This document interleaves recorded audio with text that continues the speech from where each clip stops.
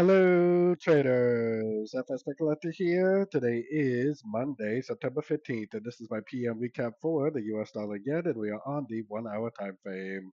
So, on the dollar yen, we did drift down a little bit today, but definitely very corrective looking, very slow.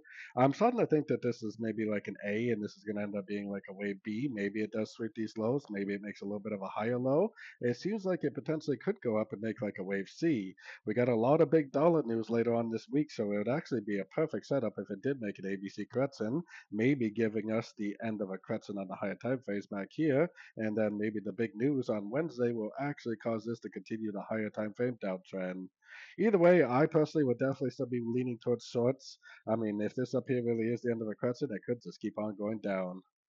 So, anyways, don't forget to check out my website linked over here in the corner. And as always, thank you for watching and happy trading.